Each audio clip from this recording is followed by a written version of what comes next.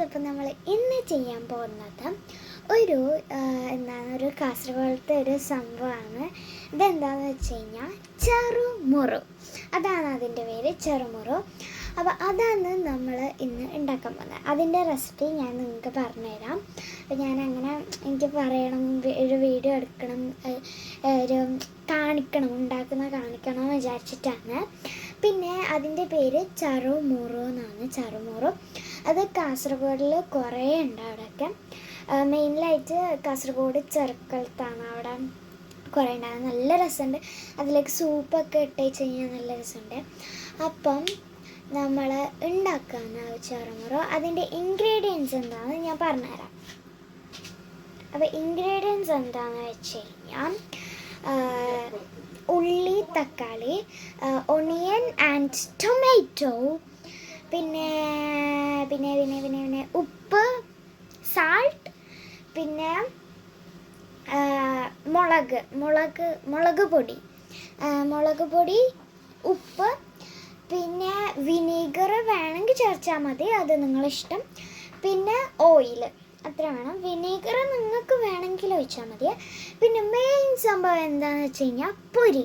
അതൊക്കെ എങ്ങനെയാണ് ഉണ്ടാക്കുന്നത് ഞാൻ കാണിച്ചു തരാം. ഫസ്റ്റ് ഞാൻ ഉള്ളിയും തക്കാളിയും ഞാൻ ചോപ്പ് ചെയ്തിട്ടായിട്ട് നിങ്ങൾക്ക് ഞാൻ കാണിച്ചു തരാം കേട്ടോ.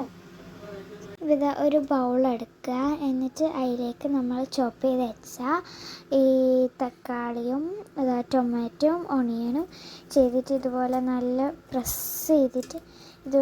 പ്രസ് ചെയ്തിട്ടാണ് മിക്സ് ചെയ്ത് കൊടുക്കുക. അങ്ങനെ മിക്സ് ചെയ്യണമൊന്നും ആവശ്യമില്ല.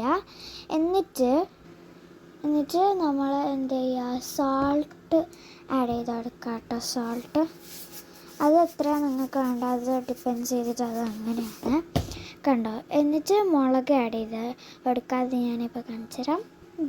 മുളക് പൊടി ആഡ് ചെയ്തു. അത് നിങ്ങൾക്ക് കുറേ ആഡ് ചെയ്യാൻ പറ്റും, ബിക്കോസ് ആ മുളക് കൂടുതൽ ഇട്ട് കഴിഞ്ഞാൽ അതിൽ നല്ല കളറുണ്ടാവും, നല്ല റെഡായിട്ട്, പിന്നെ നല്ല എരിവുണ്ടാവും. പിന്നെ വിനീഗർ ആഡ് ചെയ്ത് കൊടുക്കാം, ഒരു ഇതുപോലത്തെ ഒരു മൂടിയിൽ അതിൻ്റെ. പിന്നെ ഓയിൽ ആഡ് ചെയ്ത് കൊടുക്കുക, ഒരു മൂടിയിലാണ് ഞാൻ ഒഴിച്ചു കൊടുക്കുന്നത്.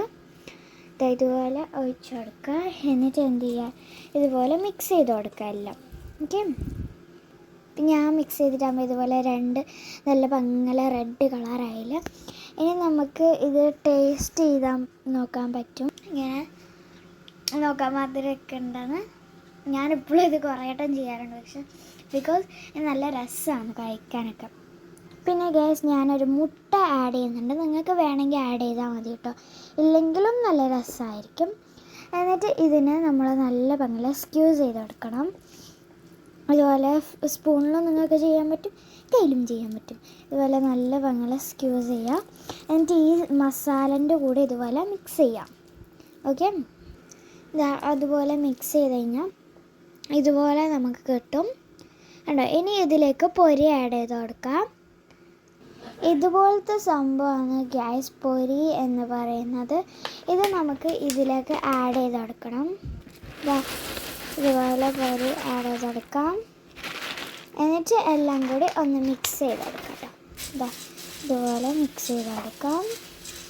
അപ്പോൾ ഫൈനൽ ലുക്ക്. ഇനി നമുക്ക് കഴിച്ച് നോക്കാം.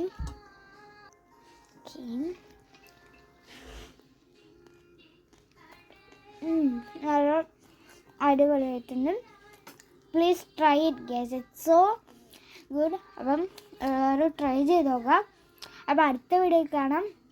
അതിനായിട്ട് മുന്നേ ഞാൻ എന്താണ് ഇത്ര ദിവസം വീഡിയോ ഇടാത്തതെന്ന് വെച്ച് കഴിഞ്ഞാൽ എനിക്ക് എൻ്റെ സ്കൂളിൽ ആനുവൽ ഡേ ഉണ്ട്. അപ്പോൾ അതിനൊക്കെ കുറേ പഠിക്കാനുണ്ട്. അതിനുകൊണ്ട് കുറച്ച് ദിവസം വീഡിയോ ഒന്നും ഉണ്ടാവില്ല. ഞാൻ മാക്സിമം ഇടാൻ നോക്കാം. അപ്പം അടുത്ത വീഡിയോ കാണാം. Bye bye.